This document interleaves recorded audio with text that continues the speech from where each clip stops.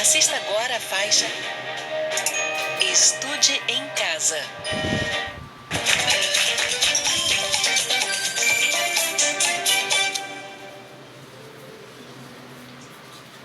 Atenção! Começa agora uma teleaula de Física do ensino médio. Você vai assistir a teleaula de número 14. Bons estudos!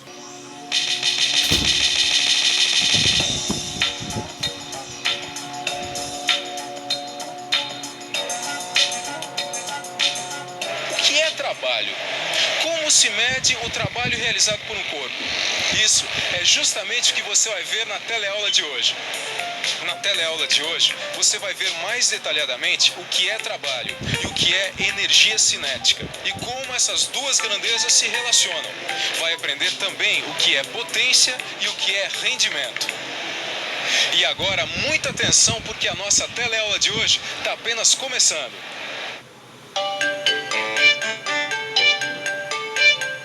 Por favor, o senhor acha que trabalho cansa? Cansa. Cansa. Cansa. Principalmente esse nosso serviço aqui. Cansa. Cansa. Qualquer tipo de trabalho. Ficar sentado cansa, né? E trabalhando assim, andando também, bastante. Tem os que trabalham, tem os que cansam mentalmente e os fisicamente, né? Nem é necessário pensar muito para responder essa pergunta, não é mesmo?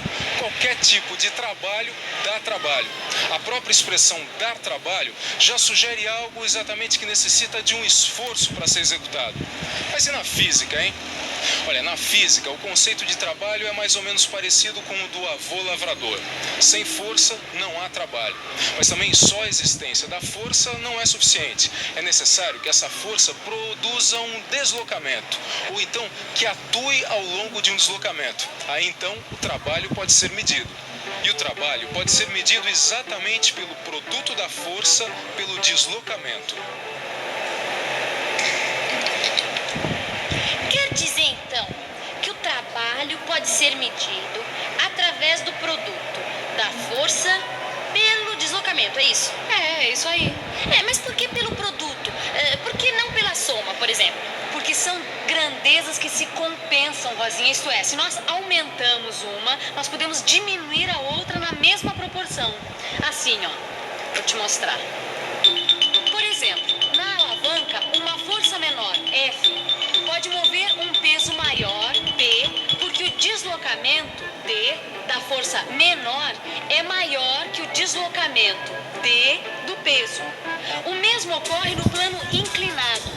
É possível elevar de uma altura D o caixote de peso P, fazendo uma força F menor que P, porque através do plano inclinado, a força F atua ao longo de um deslocamento D maior que D.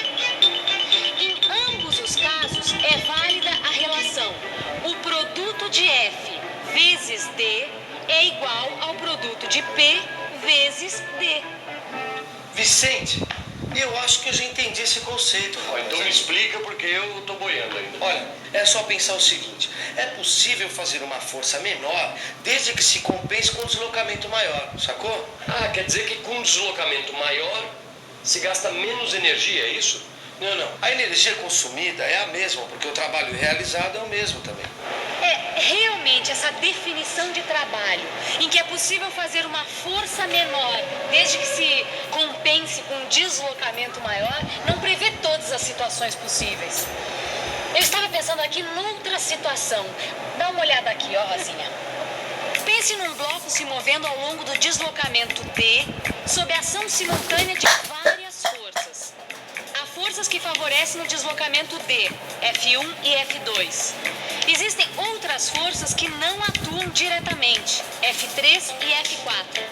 E ainda existem outras forças que se opõem, F5 e F6. Pode-se ver também que essas relações estão ligadas ao ângulo formado entre a força e o deslocamento. Se esse ângulo está compreendido entre 0 graus e 90 graus, a força favorece o deslocamento ou, em outras palavras, realiza um trabalho positivo. Se o ângulo estiver compreendido entre 90 e 180 graus, a força dificulta ou se opõe ao deslocamento, isto é, realiza um trabalho negativo. Só nos casos em que o ângulo é 0 graus ou 180 graus, a força vai atuar integralmente a favor ou contra o deslocamento. Quer dizer que naqueles outros casos, entre 0 graus e 180 graus, só uma parcela da força influi? É isso mesmo. E essa parcela é a componente da força na direção do deslocamento. Todas essas características devem aparecer na definição de trabalho de uma força. Por isso, além do produto da força e deslocamento, aparece uma grandeza trigonométrica. Essa grandeza pode ser definida como cosseno de alfa, que é o ângulo entre a força e o deslocamento. A definição do trabalho de uma força, F, que vamos representar pela letra grega tau, com índice F, será dada pela fórmula tau F é igual a F vezes D vezes cosseno de alfa, que significa que o trabalho da força é o produto de F, D e o cosseno de alfa. Mas e no SI? Como é que ficaria? No SI a força não é dada em newtons? E o deslocamento em metros. E o trabalho será dado em newtons vezes metro. Unidade essa que recebe o nome de joule. Joule? Que nome mais estranho. Em homenagem a um físico inglês do século XIX, que era chamado de James Prescott Joule.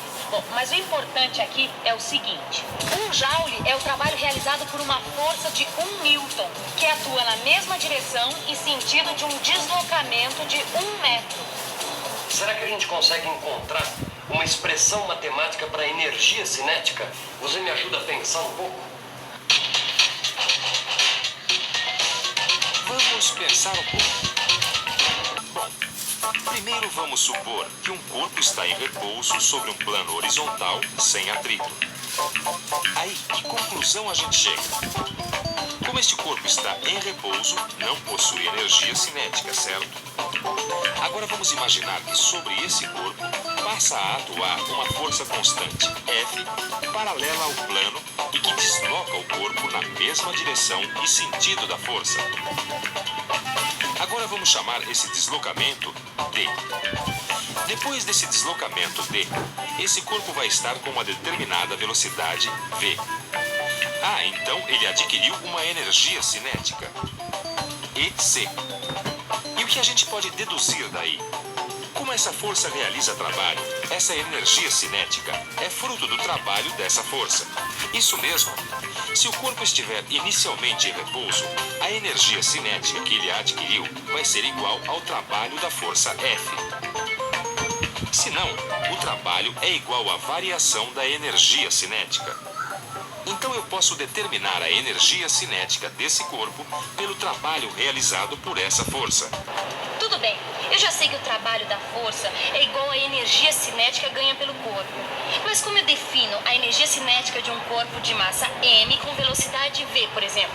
Mas existe uma expressão para isso. E esta expressão define a energia cinética de um corpo de massa m com velocidade v deste modo. EC é igual a 1 sobre 2 vezes m vezes v ao quadrado. Como a variação da energia cinética é igual ao trabalho realizado pela força, a sua unidade de medida deve ser a mesma unidade de trabalho. E é por isso que a unidade de energia no SI também é joule.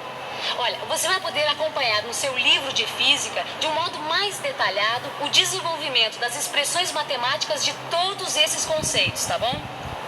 Só que a gente ainda não respondeu a pergunta título dessa teleaula. Trabalho cansa? Que a resposta só pode ser uma. Depende. Depende do trabalho, da força que se faz e do deslocamento em que ela atua. E ainda tem mais uma coisa, hein? Você está lembrado da nossa teleaula passada e daquela história de subir as escadas de um prédio para queimar energia? Então vamos imaginar uma pessoa que resolvesse subir as escadas do prédio correndo. Será que ela ia gastar mais calorias do que se subisse normalmente? Vamos ver. Por favor, a senhora acha que se uma pessoa subir as escadas de um prédio correndo, ela vai gastar as mesmas calorias do que se ela subir normalmente? Não, ela vai queimar bem mais. Eu acho que vai gastar mais. vai gastar mais calorias. Eu acho que não. Eu acho que gastar mais calorias. Gastar mais porque vai estar fazendo mais força para se movimentar, né? Bem, a resposta é mais complicada. Fisicamente, o trabalho é o mesmo, ou seja, ela transportou o seu corpo do térreo até o andar onde ela mora. Mas será que o seu organismo concorda? Se você corre, você faz o percurso de um ponto ao outro do mesmo modo como se estivesse andando. Mas o seu coração bateu mais forte, sua respiração se tornou ofegante, você suou e cansou muito mais. Além disso, internamente, o seu organismo consumiu muito mais energia, embora o trabalho externo tenha sido o mesmo. E isso ocorreu porque o tempo para a realização desse trabalho foi menor. Ou, em outras palavras, a potência desenvolvida pelo organismo foi maior. E agora nós estamos apresentando para você uma nova grandeza física, muito importante nos dias de hoje: a potência. Ah, então essa é a expressão da potência? Isso mesmo, olha. P de potência, tal é o trabalho realizado por uma máquina e ΔT é o intervalo de tempo. Quer dizer, então, que para o mesmo trabalho, quanto menor for o tempo, maior será a potência. E vice-versa. E a unidade de potência do SI é o watt, em homenagem ao engenheiro escocês chamado James Watt, ou watt como a gente chama. Assim, 1 watt é a potência desenvolvida por uma máquina que realiza um trabalho de 1 joule em 1 segundo. Então, esse watt é o mesmo que aparece na conta de luz? Não. Na verdade, a unidade que aparece na conta de luz é uma unidade de energia e não de potência, e se chama quilowatt-hora. Nossa! Ô Vicente, olha aqui, rapaz. A gente está consumindo muita energia. Eu vi. Olha que absurdo. Quando é que chegou isso aqui, Vicente? Chegou agora de tarde, mas... Eu penso uma coisa, esse computador fica ligado direto, tem chuveiro elétrico, a gente trabalha até tarde com as luzes acesas, tudo isso gasta mesmo. Agora vem cá, uma coisa que eu acho engraçada. Como é que eles conseguem medir o trabalho feito por máquinas, hein? Gabriel, que eu acho que isso não é difícil de imaginar. Pense comigo uma coisa. Olha, a gente já sabe como é dada a potência. Então o trabalho pode ser calculado pela seguinte relação. É mesmo, peraí, olha. Isso significa que dá para medir o trabalho que uma máquina realiza e a energia que ela consome, multiplicando-se a sua potência pelo tempo que ela fica funcionando.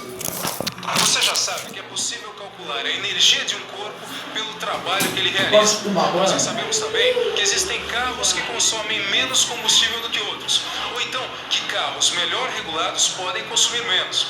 Existem pessoas que comem muito e não engordam, ou outras que, mesmo comendo pouco, acabam engordando.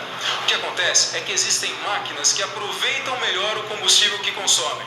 Dizemos que essas máquinas têm um rendimento maior. Define-se o rendimento R de uma máquina pela razão entre potência útil, ou PU, que a máquina fornece, e potência total, ou PT, que ela consome. Pode-se escrever essa mesma expressão na forma de porcentagem. Fica fácil notar que se uma máquina fosse perfeita, o que não existe, ela teria rendimento R igual a 1,0, ou R igual a 100%. Porque a potência útil seria igual à potência total. Em outras palavras, ela aproveitaria tudo que consome. Isso não acontece porque toda máquina gasta parte da energia que recebe para o seu próprio funcionamento. E, além disso, há perdas. Por exemplo, é impossível eliminar totalmente o atrito, que acaba se transformando em calor. Por essa razão, é que nós sabemos que o rendimento de uma máquina vai ser sempre menor do que 100%.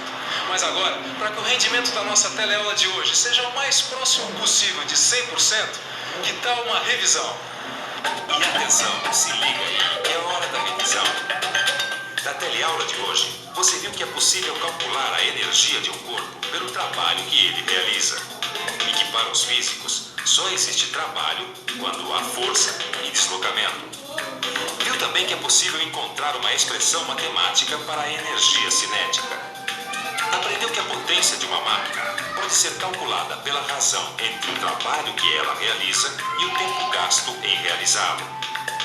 E que a potência útil é sempre menor que a potência total. E a razão entre elas, sempre menor que a unidade, é o seu rendimento. Como você viu hoje, para os físicos só existe trabalho quando há força e deslocamento. Portanto, o trabalho quase sempre cansa, meu amigo. Mas sem trabalho a gente não vai a lugar nenhum. Portanto, ataque o seu livro de física com muita energia. Até a próxima. Tchau, bom trabalho. E aí, Vicente?